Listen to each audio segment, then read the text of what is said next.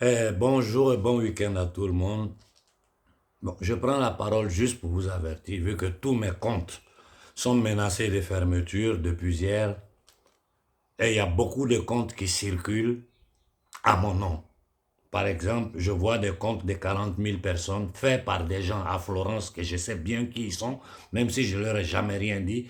C'est des gens qui cherchent la visibilité. Mais vu qu'ils n'ont pas cette visibilité, ils utilisent moi mon nom. Ils ouvrent un compte pour faire croire aux gens que c'est moi qui suis là, alors que c'est pas moi, et ils publient du n'importe quoi dedans. On me l'a signalé depuis des années, mais je n'ai jamais réagi parce que je peux réagir pour faire fermer le compte. Un autre va ouvrir, un autre va ouvrir. Ce que vous devez comprendre.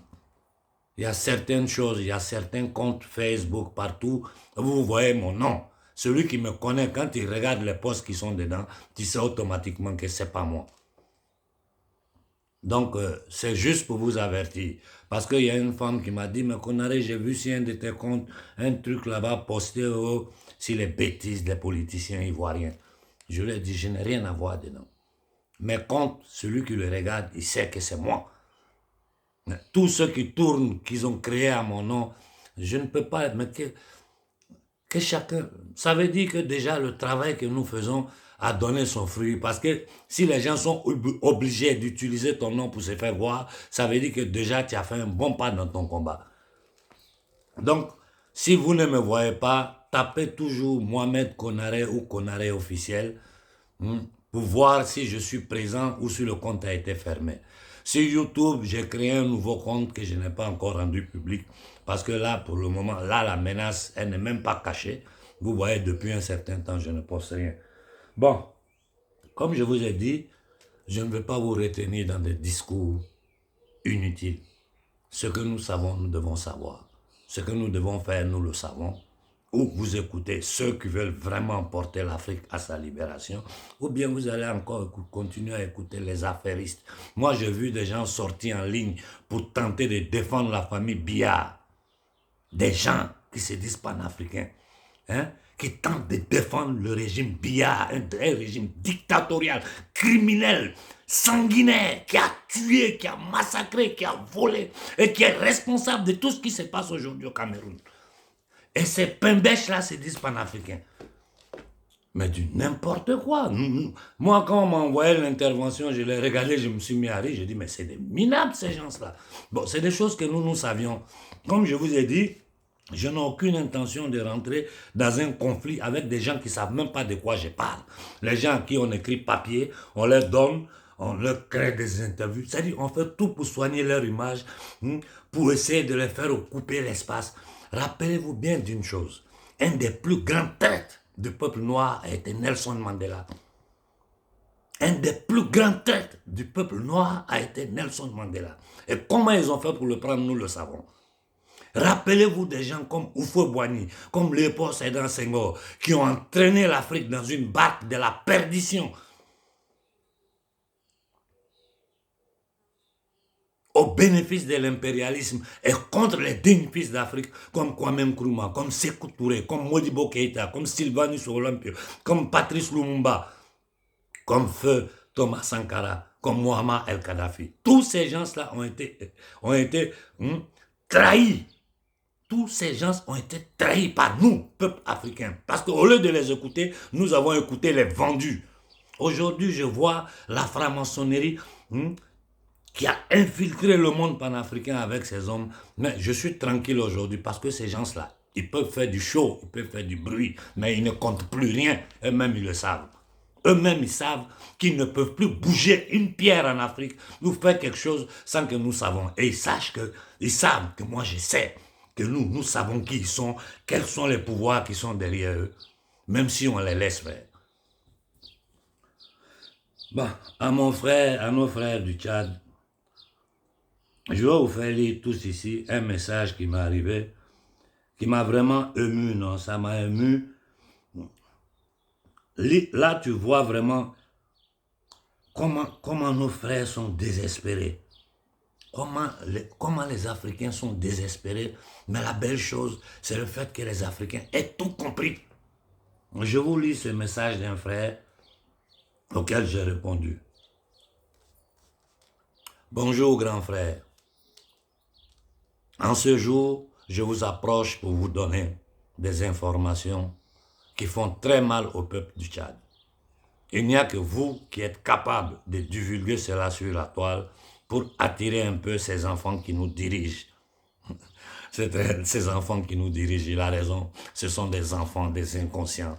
Parce que celui qui n'est pas enfant, qui n'est pas un inconscient, ne peut pas faire ce que Dibi et Nasra sont en train de faire. Je vous ai dit, c'est deux faces de la même médaille. Moi, je me limite à vous dire la vérité. Je sais. Donc, je vous avertis. Si vous m'écoutez, bien. Si vous ne m'écoutez pas, nous allons tous payer les pots cassés, sans exception, moi y compris, parce que je suis noir, je suis africain. Depuis la mort de Déby Père, la France a choisi son fils comme héritier au pouvoir.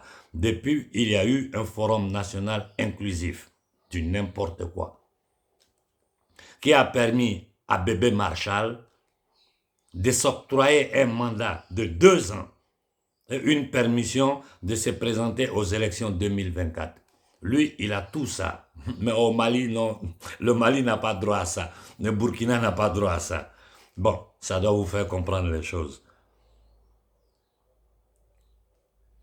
Depuis plus de 100 morts le 20 octobre passé, depuis plus de 100 morts le 20 octobre passé lors d'une manifestation contre la présence de la France au Tchad.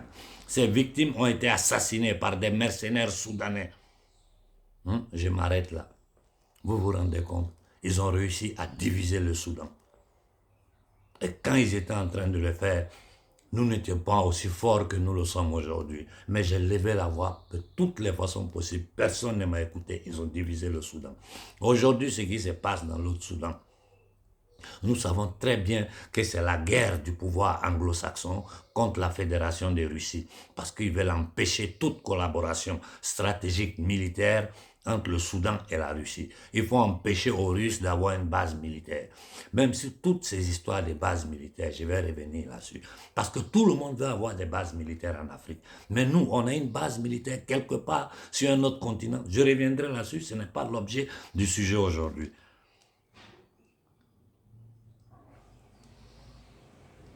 Tous les ministres, je reprends par ici, depuis plus de 100 morts le 20 octobre passé, lors d'une manifestation contre la présence de la France au Tchad. Ces victimes ont été assassinées par des mercenaires soudanais qui ont été intégrés dans le rang de l'armée tchadienne, parce qu'ils sont du même clan que Bébé Marshall. D'après certaines sources, ils ont plus de 8000 mercenaires soudanais. Ils sont plus de 8000 mercenaires soudanais. Tous les ministres sont choisis par affinité sans aucune expérience. Ça, c'est le classique en Afrique. Parents, cousins, tribalisme, c'est ça qui nous tient en esclavage. Un exemple, l'actuel ministre de l'électricité et des eaux est général de l'armée, des voyous à la tête, des mercenaires à qui on a mis une tenue militaire et on les appelle généraux. Ce sont des assassins, des criminels, des mercenaires, des maudits, parce que vous êtes maudits. Et tous ces maudits-là se disent musulmans, chrétiens. Vous faites pitié, vous et votre famille. Le mal que vous êtes en train de faire au peuple tchadien, votre descendance, votre sang maudit, votre descendance va le payer. Ce mal-là va suivre votre descendance, votre sang pour génération et génération. Je dis, dans ce monde-là, il faut toujours se rappeler que tout ce que tu fais, la nature va te rembourser ça. Le bon Dieu va te le rembourser. Tous les ministres sont choisis par affinité sans aucune expérience. Exemple, le ministre de l'électricité des eaux est général de l'armée et son adjoint est colonel. La plupart de ces ministrants sont des analphabètes et certains sont même des Soudanais, comme ils ont fait en Côte d'Ivoire. Ramasser les gens autour et venir les mettre là pour diriger le peuple. C'est tout. Plus de 50 conseillers à la présidence. Plus de 50 conseillers à la... Si vous donnez...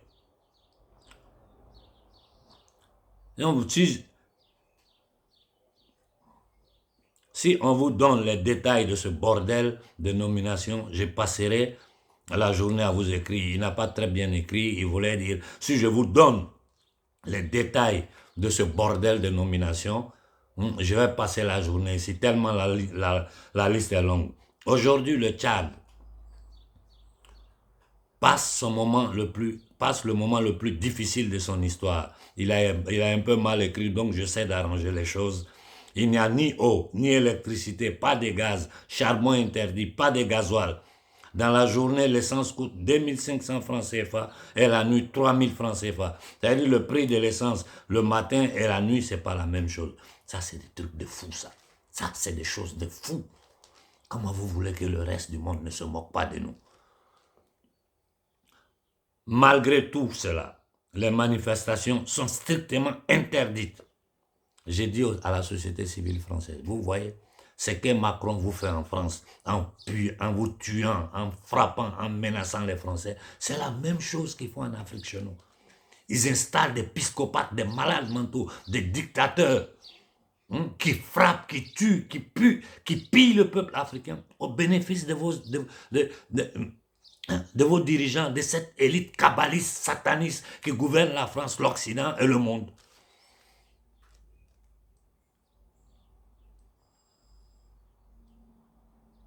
Malgré tout cela, les manifestations sont strictement interdites. L'armée française a occupé tout le sud du pays à la frontière avec la Centrafrique. L'armée française a occupé tout le sud du pays à la frontière avec la Centrafrique pour protéger le régime d'une agression extérieure d'après eux. C'est-à-dire que c'est la Centrafrique qui va aller agresser le Tchad. Le Tchad, c'est eux.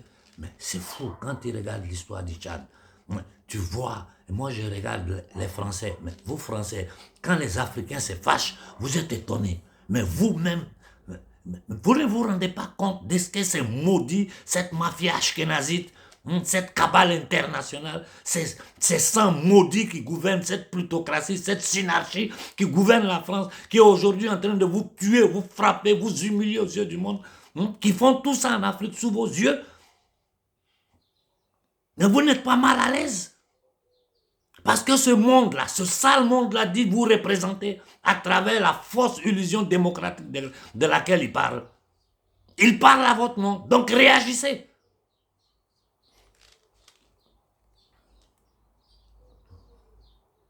Malgré tout cela, les manifestations sont strictement interdites. L'armée française a occupé tout le sud du pays, à la frontière avec la Centrafrique, pour protéger le régime d'une agression d'après eux.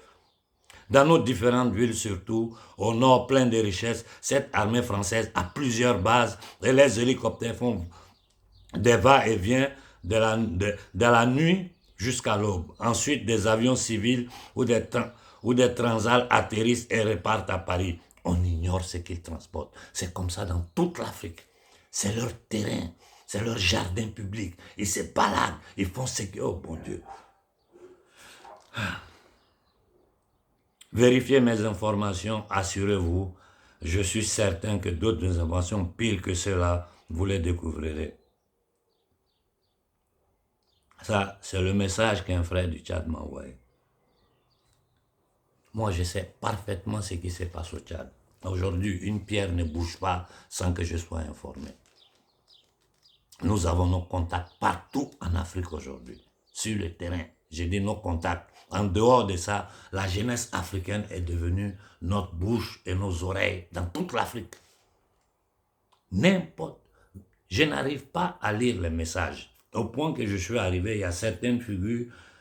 Quand j'ouvre le téléphone, si je vois leur nom, je vais lire parce que c'est important. C'est les gens qui sont en train de faire certains travaux pour nous. Le reste là, une personne, tu ne peux pas répondre à 500 messages par jour. C'est pas possible. De temps à autre, quand j'ai un peu de temps, je lis quelques 20, 30 messages et je réponds rapidement. Plus que ça, on ne peut pas faire. Donc, voilà. J'ai dit à nos frères du Tchad, et ce que je dis au Tchad, c'est valable pour toute l'Afrique.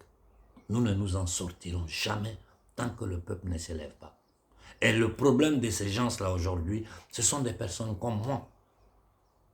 Parce que moi, je veux la solution. Je veux aller au corps à corps.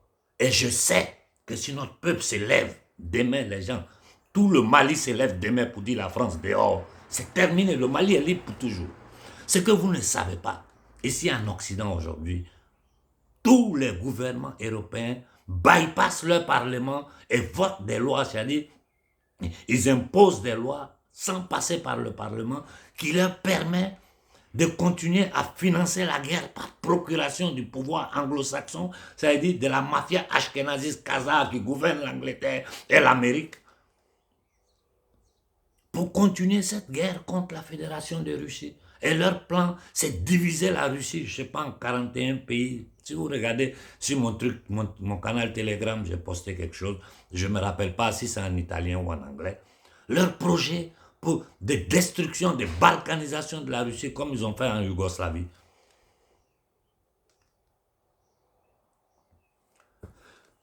Nous suivons ce qui se passe au Mali. Moi, je savais que nous allons nous retrouver dans ces conditions-là. Voilà pourquoi à un certain moment, j'appuyais pour que les gens se lèvent. Mais toujours, il y a certaines personnes, quand je les vois, je bloquais tous les comptes parce que je ne veux même pas voir ce qu'ils font. Mais ils arrivent à travers mes contacts de me faire arriver les interventions, les meetings, les bêtises. Parce que ça me fait mal à la tête quand je vois ces plaisantins, ces petits francs-maçons qui jouent avec le futur de la jeunesse africaine. Ou ces ordures-là, qui sont là, qui pensent qui sont dans leur business, quand tu vas regarder dans leur parcours professionnel, tu te rends compte qu'ils ont fait du tout et du n'importe. Ça dit, ils sont la contradiction d'eux-mêmes. Et c'est tout ce bordel-là qu'on a ramassé pour dire c'est panafricain. Je ne parle pas de ceux qui veulent faire la politique sur la peau des Africains. En essayant de se légitimer. Non, nous on a créé une structure, donc avec la structure on va parler, mais allez vous faire foutre. Les Africains en ont marre des structures. Les Africains veulent du concret. Ce que les Africains veulent, c'est clair. Abolition du franc CFA. Le départ de toute, je dis bien, de toute armée étrangère sur notre terre si elle n'a pas été appelée par le peuple africain. L'armée française n'est pas appelée par le peuple africain. L'armée américaine n'est pas appelée par le peuple africain. Les armées d'Occident ne sont pas appelées par le peuple africain. Ils ont créé du terrorisme. Ils ont créé de la terreur pour justifier leur présence militaire sur notre terre, pour avoir le contrôle de nos richesses et de nos matières premières. C'est tout. Tout le reste, c'est des bêtises. Comme je suis en train de vous dire, j'ai reçu le bouquin du frère Onana parce que les frères du Cameroun me l'avaient signalé. Et puis le frère Béhanzin me l'a signalé. Quand il a lu, il m'a dit, donc il faut que tu lises ce bouquin-là. Donc je l'ai commandé sur le champ sur Amazon. Vous le trouvez, je crois, à 23 €. Je vais passer cette fin de semaine à lire ce bouquin. Et puis je vais vous faire la synthèse. En attendant, je vous lis ici. Charles Onana, Holocauste au Congo. Plus de 10 millions de morts. 500 000 femmes violées. Et toujours le silence. Jusqu'à quand? En avril 1994, la République démocratique du Congo, RDC ex-Zaïre, a été envahie par un afflux de réfugiés rwandais. Et depuis lors, elle est constamment attaquée et pillée par des troupes venues du Rwanda et de l'Ouganda. Ça, nous le savons. Que se passe-t-il dans ce pays où les morts se comptent désormais par millions et les viols par centaines de milliers? Voilà ce que nos frères subissent au Congo. Charles Onana démontre que l'on assiste depuis 1994 à l'invasion masquée du Congo par des milices, des troupes de Paul Kagame, le criminel, l'assassin, le dictateur Paul Kagame, agent de la CIA, à la tête du Rwanda, un des protagonistes du génocide rwandais, un des assassins. Mais vous n'avez pas... Mais Paul Kagame est plus dangereux même que Ouattara. C'est-à-dire le niveau de Paul Kagame, là, c'est les Ouattara, les Denis, les Sassou Denis, le clown du Cameroun, cette vieille momie, j'ai dit bien cette vieille momie du Cameroun. Et c'est du n'importe quoi. Et des troupes de Paul Kagame, le chef de l'État rwandais, soutenu au départ par l'administration Clinton, comme je venais de vous le dire, et ensuite par la France de Nicolas Sarkozy, l'assassin de Kadhafi. L'Ashkénazite Nicolas Sarkozy, l'assassin de Kadhafi, ce Zagrébien, qu'il se balade tranquillement dans le monde comme tous les autres assassins occidentaux qui ont tué sur notre terre à partir de témoignages exclusifs et de documents de la CIA, du Pentagone, des archives de la Maison-Blanche, de l'Élysée et de l'Union européenne, l'auteur dévoile comment les États-Unis ont formé cet homme sans foi ni loi, on parle de Kagame, pour servir leurs intérêts en RDC, en République centrafricaine, au Congo, Brazzaville et dans d'autres États d'Afrique centrale où la guerre entre l'Occident, la Chine et la Russie est féroce pour le contrôle des ressources minières stratégiques insatiables des prédateurs, des ressources minières stratégiques insatiables. Les prédateurs se dépècent la RDC et pillent ses richesses.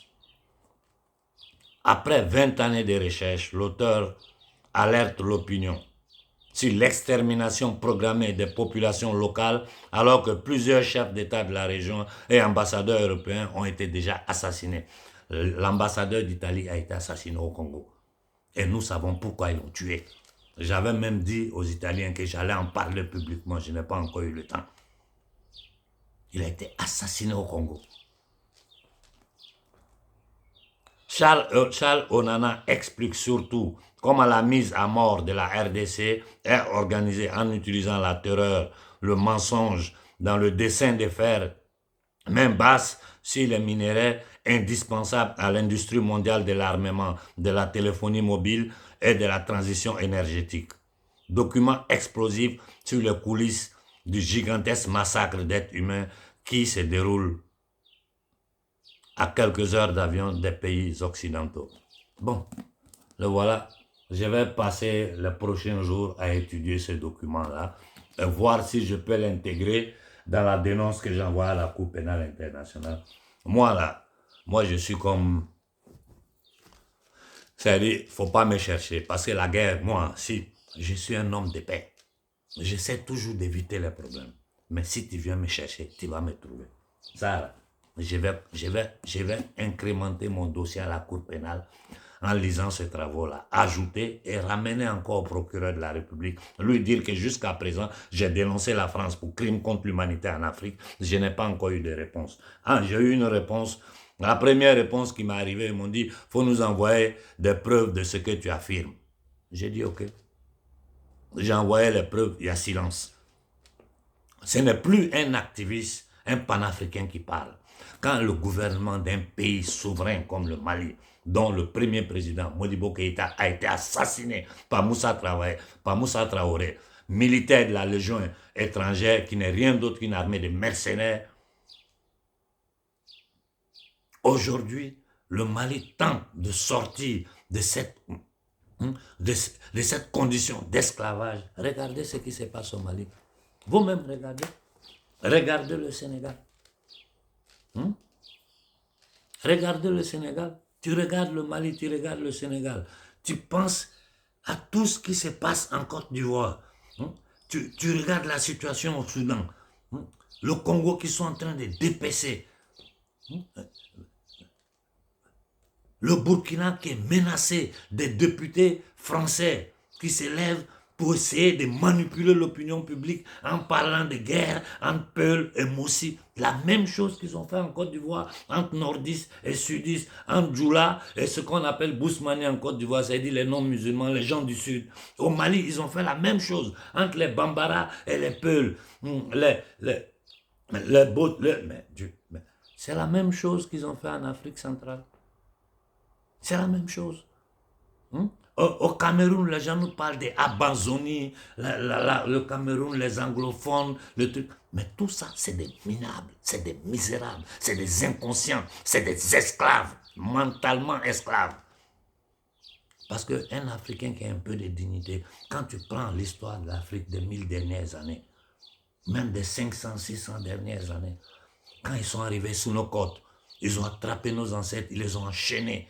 Ils les ont fait mourir dans le bateau, ils sont devenus les bras américains. Ils les ont tenus aux États-Unis 400 ans. Ils travaillaient comme esclaves. Ils vivaient pire que leurs animaux domestiques qu'ils avaient à la maison. On nous vendait ce qui est aujourd'hui Wall Street aux États-Unis. Wall Street, c'était le marché des esclaves. Si vous ne savez pas, je vous le dis. C'est là qu'ils faisaient le commerce des esclaves. De quoi nous parlons? Qu'est-ce que nous voulons faire? Qu'est-ce que nous voulons faire? Regardez nos frères. Ils ont tout ça pour vous dire comment ils travaillent. Ils ont besoin en ce moment de désintégrer la société civile occidentale. Comment le faire? À travers l'économie et à travers l'invasion. C'est-à-dire ils sont en train de faire venir des gens de tout le monde, du monde entier, pour les déverser sur l'Occident.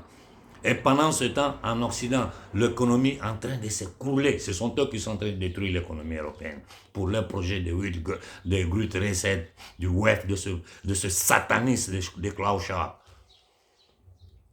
Et derrière tout ça, la couronne d'Angleterre. Ce batracien qui s'est fait nommer roi d'Angleterre, il s'est fait couronner. Il n'a jamais travaillé un seul jour de sa vie. C'est un parasite, un assassin.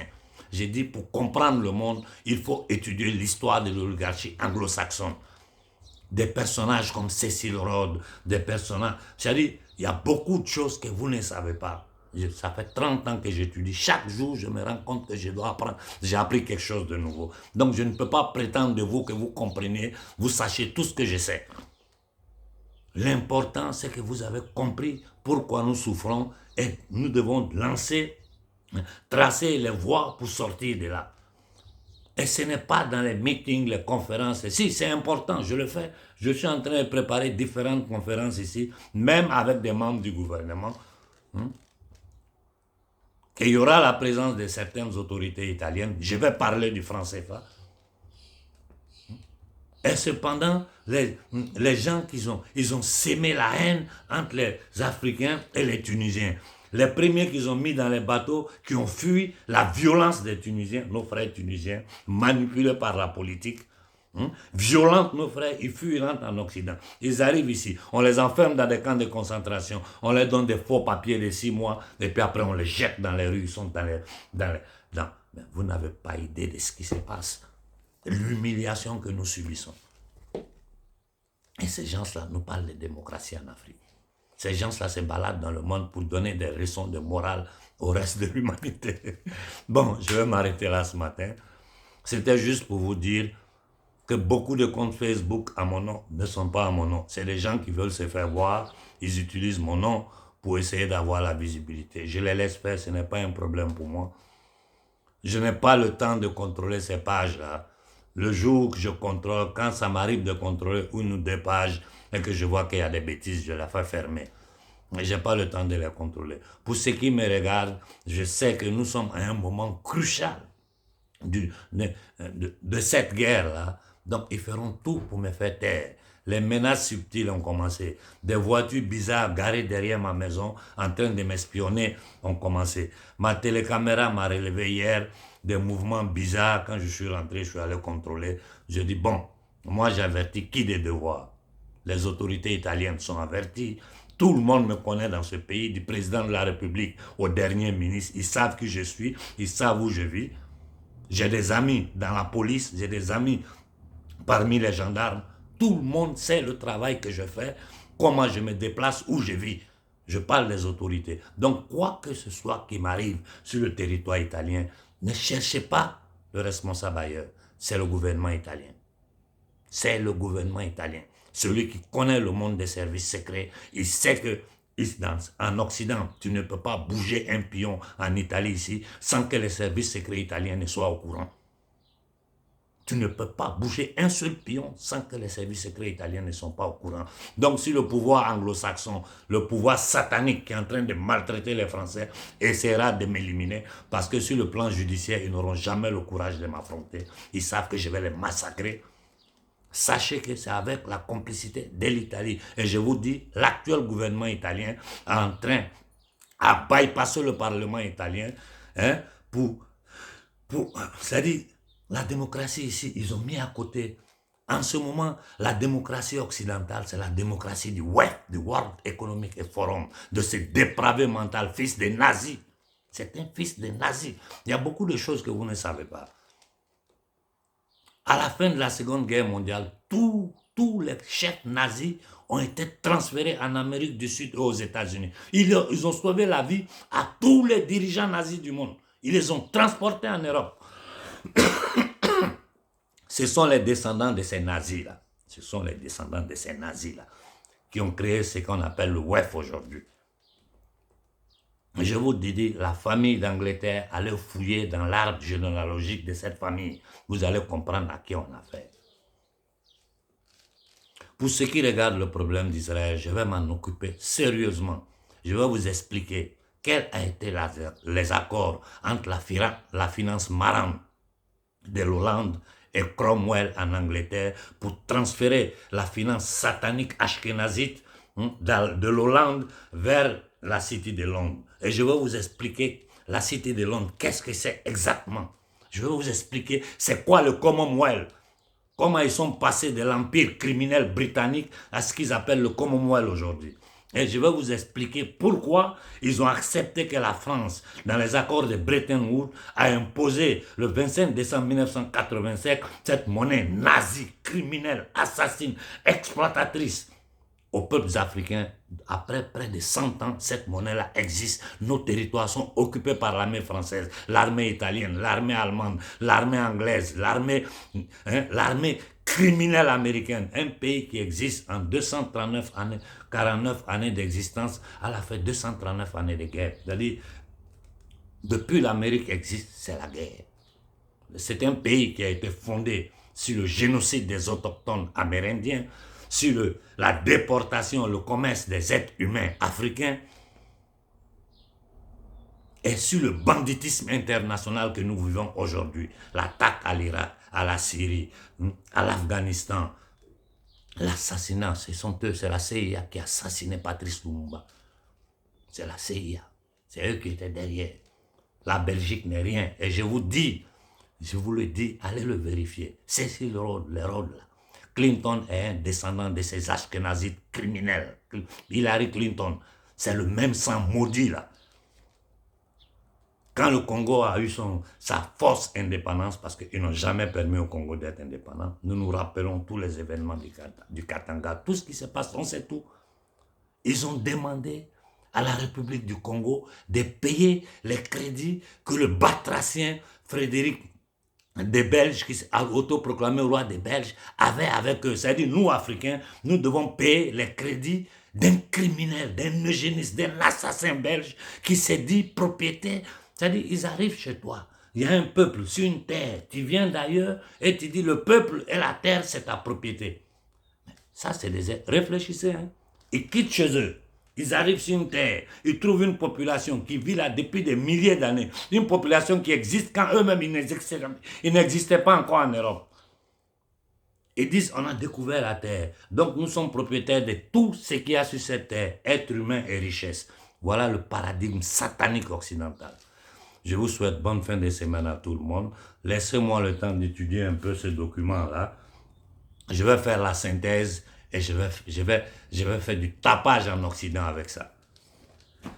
Comme j'ai toujours dit, il y a une seule solution pour l'Afrique, c'est un soulèvement populaire. Vu que personne ne le fera, moi j'ai décidé de prendre mes responsabilités. Je suis en train de négocier, parler derrière le rideau avec des gens que je retiens dignes. Et nous allons tenter de lancer une date avant la fin de cet été pour que l'Afrique s'élève. Sinon, ils vont détruire nos terres.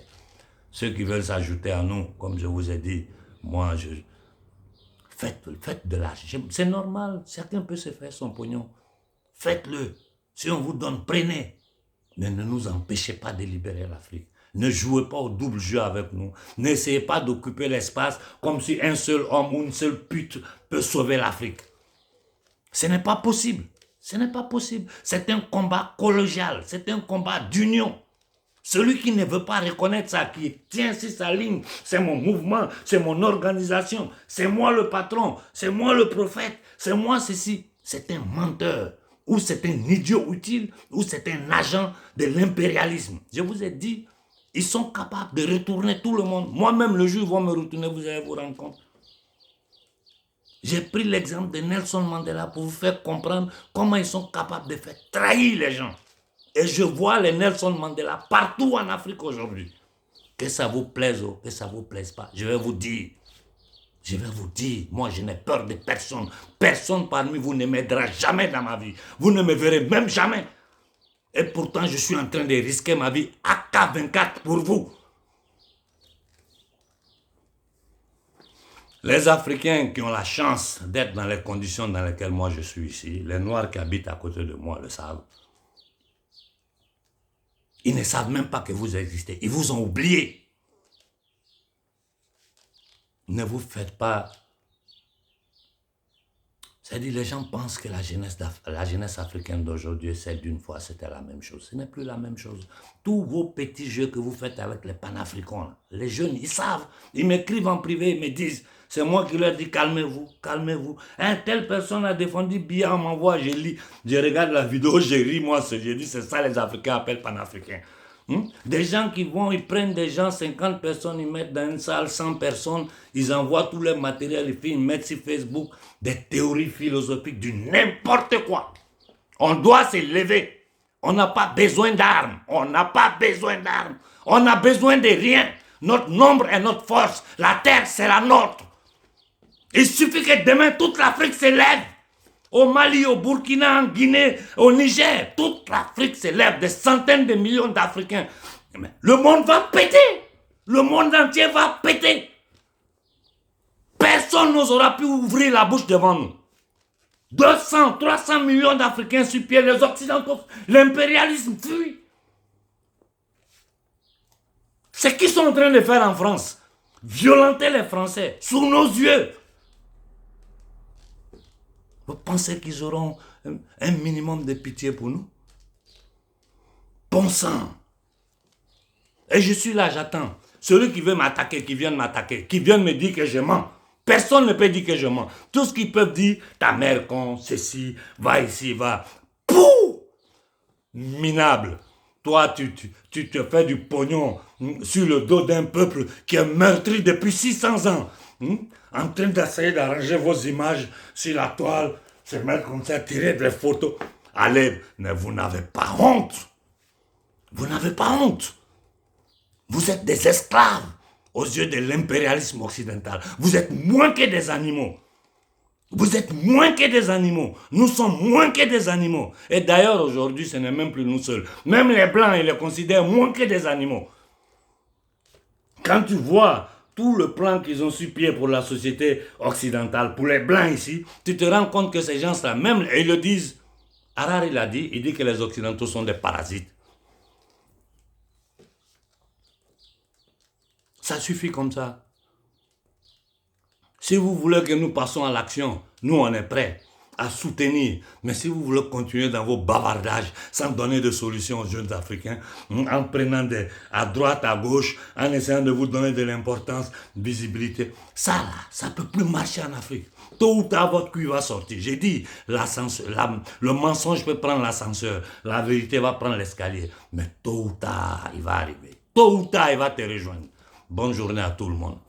Fils d'Afrique, préparons-nous à un soulèvement global, pacifique. On n'a pas besoin d'armes. Notre nombre est notre force. Si toute l'Afrique s'élève, ce jeu est terminé. Bonne fin de semaine à tout le monde.